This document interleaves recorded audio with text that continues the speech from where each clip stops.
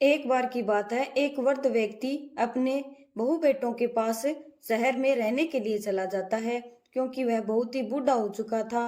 वह अत्यंत ही कमजोर हो चुका था। उसके हाथ पांव कांपने लग गए थे और दिखाई भी कम देने लग गया था। इसलिए वह अकेला गांव में रह नहीं पाता था।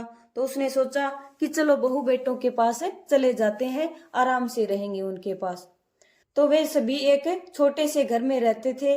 पूरा परिवार और उनका 4 वर्षीय पोता एक साथ ही डिनर टेबल पर खाना खाते थे।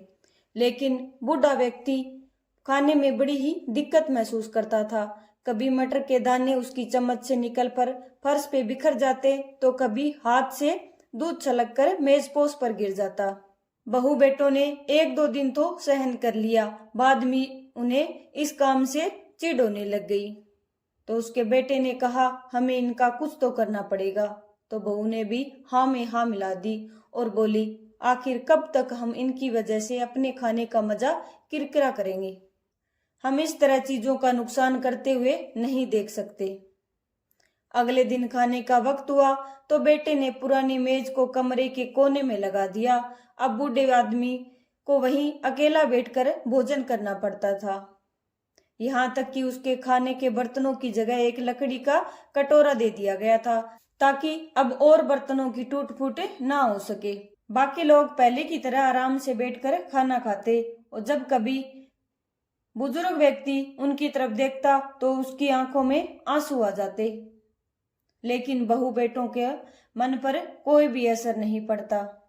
वहीं उनका छोटा बालक भी यह सब ध्यान से देखता रहता और अपने आप में मस्त रहता।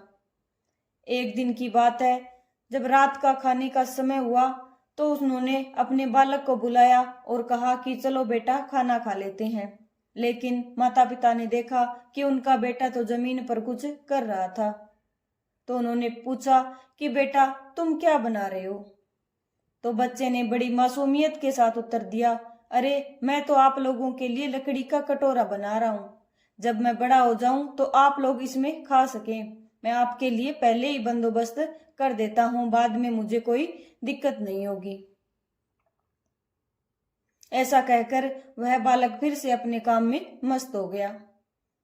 पर इस बात का उसके माता पिता पर बहुत असर हुआ। उनके मुंह से एक शब्द भी नहीं निकल सका और आंखों से आंसू बहने लगे। वे दोनों बिना बोले ही सब कुछ समझ चुके थे कि अब उन्हें क्या करना है। उस रात ही वे अपने बूढ़े पिता को वापस डिनर टेबल पर ले आए और उनके साथ कभी भी अभद्र व्यवहार नहीं किया। तो इस कहानी से हमें यही शिक्षा मिलती है कि जैसा हम अपने माँ बाप के साथ व्यवहार करते हैं, जैसी हम उनके बुढ़ापे में उनकी सेवा करते हैं, चाहे अच्छी करो चाहे गलत करो, तो वैसा ही अपने बुढ़ापे में भी हमारे साथ व्यवहार किया जाएगा। हम अपने बच्चों को व्यवहार के द्वारा ही सब कुछ सिखा देते हैं कि क्या अच्छा होता है और क्या बुरा। बच्चों को इस बात की समझ नहीं होती कि अच्छा क्या होता है, बुरा क्या होता है। वे तो बस व्यवहार के द्वारा ही सीखते हैं कि जैसा ये करते हैं वैसा ही हमें करना है, चाहे अच्छा हो चाहे बुरा हो।